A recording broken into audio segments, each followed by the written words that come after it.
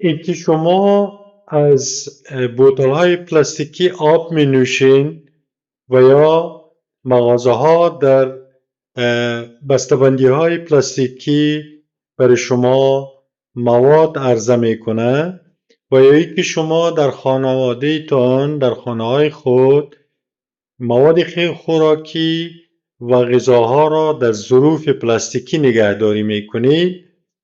آیا شما میدانید که همین پلاستیک ها چه مقدار زیان به سلامتی ما و در کجاها سلامتی ما را صدمه میزنه؟ اگر این سوال برای شما جالب باشه لطفاً تا پایان ویدیو مرا همراهی کنید. هموطنان عزیز و همزبانان، نام حکیم تواناست. ما در کشور جرمنی با خانواده خود زندگی میکنم. چند پیش ما آغاز کردم که فشرده مطالبی را که ما در طی 23 سال از مهمترین دانشمندان و محققین دنیا و آثار اونا فرا گرفتم، ای را به شکل فشرده در ویدیوها بیان بدارم تا هموطنان و همزبانان ما از او استفاده کنن. البته آغاز کردم به زبان پشتو به خاطر که منابع برای هموطنای پشتو زبان ما بسیار اندک است یا تقریبا هیچ منبع در این زمینه وجود نداره.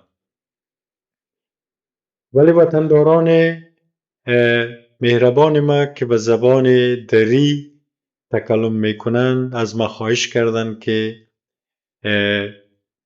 ما این مطالب مفید صحی را به زبان دری هم بیان بدارم.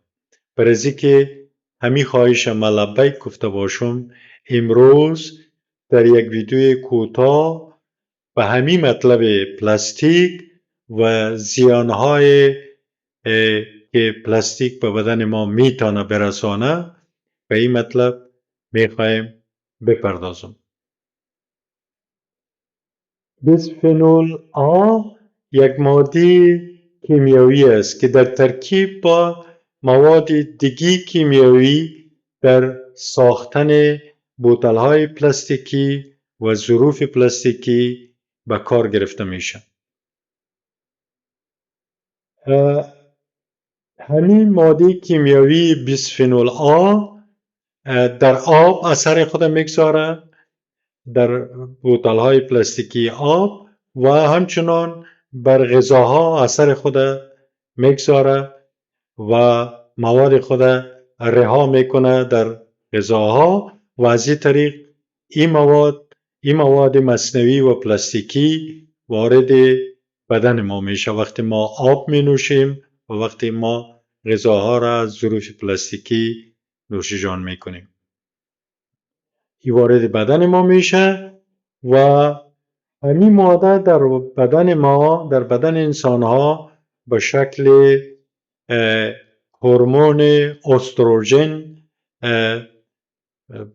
تظاهر میکنه یا خود نمایش میده.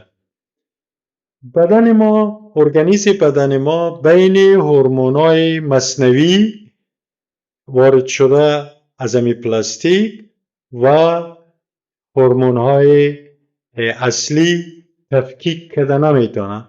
بنابراین فکر میکنه که هورمون به طور کافی در بدن وجود داره، بنابراین تولید نمیکنه.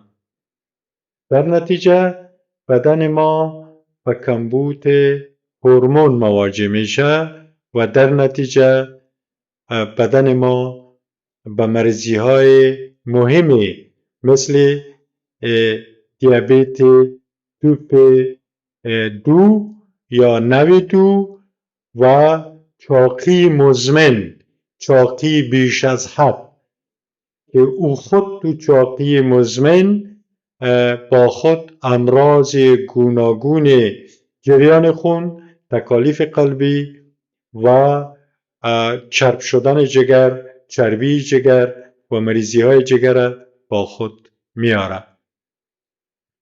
همچنان سیستم تولید هورمون غده تانسل ما از طریق همین مواد کیمیایی که از پلاستیک ها به بدن ما وارد شده ای به هم میخوره یا به مشکل مواجه میشه تولید هورمون های تانسل های ما که بسیار هورمون های مفید و حیاتی است برای بدن ما. در این قسمت میخواهیم که کتابی را که نامش است هورمون ناتورلیش رگولیرن. هورمون ناتورلیش رگولیرن به زبان آلمانی است از محقق خوب و پرکار گونتا هپن.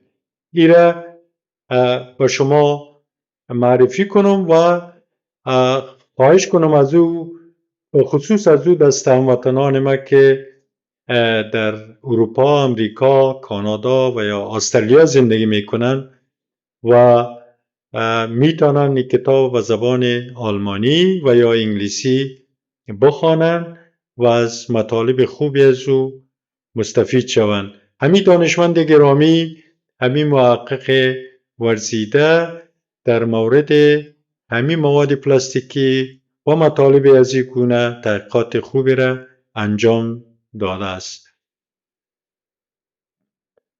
خب وقتی به این مطلب فهمیدیم راه حل چی است؟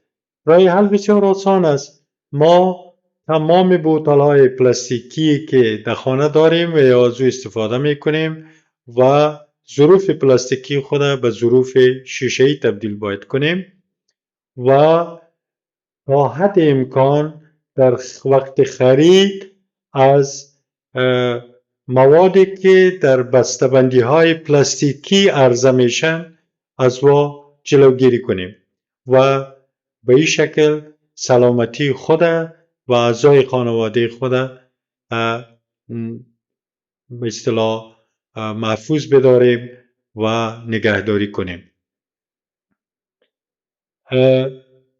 میخواهیم که در این قسمت از شما شنونده ها خواهش کنم که اگر مطلب ویدیو برای شما جالب بوده باشه، برای شما مفید بوده باشه، ویدیو را لایک کنین، سابسکرایب کنین و علامت زنگوله را بزنین و ویدیو را به عزیزانتان و دوستانتان بفرستین تا انسانهای زیادی از مطالب از او مستفید شوند.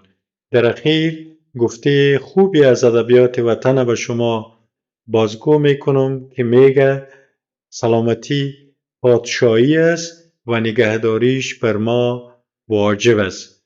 واقعا همطور است به سلامتی خود توجه کنین و کمک به انسانهای مستضعف و فقیر فراموش نکنین. تشکر.